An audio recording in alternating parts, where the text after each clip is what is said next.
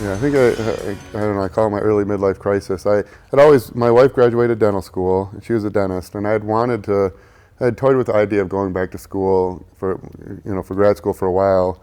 I should have did nutrition or something, but like an idiot, I picked something. I thought, what do I have zero background in? I thought I've never taken a math class or a physics class. Why don't I try to get a PhD in physics? And so I think really what it was I always enjoyed the science, and even the things I present, I never say this is my opinion or this will work.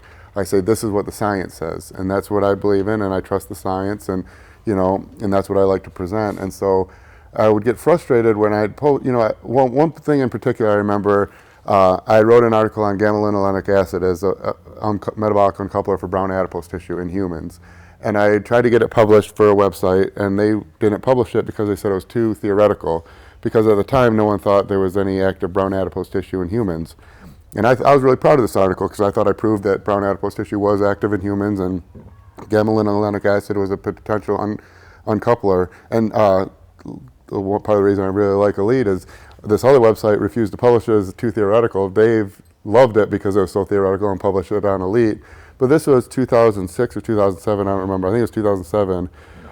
Well, no one would publish it because they didn't believe the science or didn't understand the science. And it turns out later on in 2009, I found out Discover Magazine publishes their top 100 discoveries of the year. And in 2009, one of the top 100 discoveries was active brown adipose tissue in humans. This is 2 years after I was trying to get this, that no one would believe this, and that's something I was really proud of. And then 2 years later, a research group gets, all this accolades for the same thing I was trying to say 2 years earlier. And it was just things like that. I would just get frustrated. I'd present the science. Someone else would argue what I said, but they wouldn't present the science. They would just argue because they believe something differently. And then, the people listening to the argument, they don't know the science. And so they end up listening to whoever yelled the loudest or yelled the longest about it. And I thought, well, what's the hardest science? And by hard, I don't mean difficult. I mean pure. That logic-based. It's either true or it's not. It's not debatable. And I thought math, physics, and so that's really I went back and started mostly with math, and then eventually did more physics classes, and then eventually applied to physics grad school. I never actually had an undergraduate degree in either of them, but I got into grad school for physics.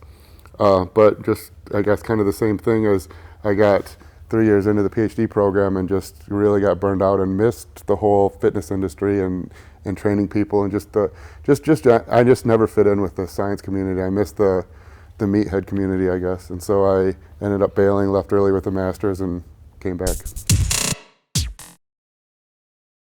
Quite a bit physically. I didn't go to the gym for almost 6 years. I mean, I literally didn't work out, didn't go to the gym or anything, and so I think I never really got small. I mean, I still, at my smallest, I was probably 230, 235. I mean, a fat 235. But as far as all the physics people, they still thought I was huge, at the time. But it's kind of strange. I had no interest in working out. I was in the lab all day. But then, kind of like flipping a switch, as soon as I submitted my thesis, and pretty much the next morning, I woke up and thought, now what do I do? And I felt like going to the gym, and that was April, and it's now August, and so I've been training since then, and slowly coming back. I'm still way down in size, but a lot closer than I was a few months ago.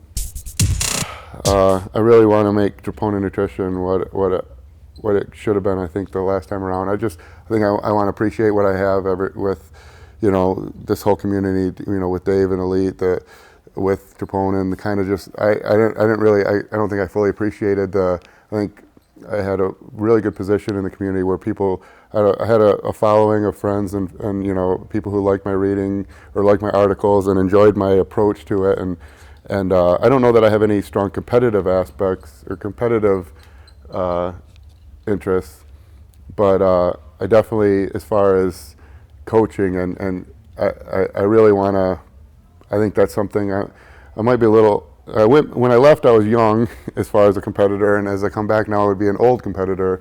But I think I still have a lot of years ahead of coaching and kind of, I guess, bringing the science back into the Meathead community.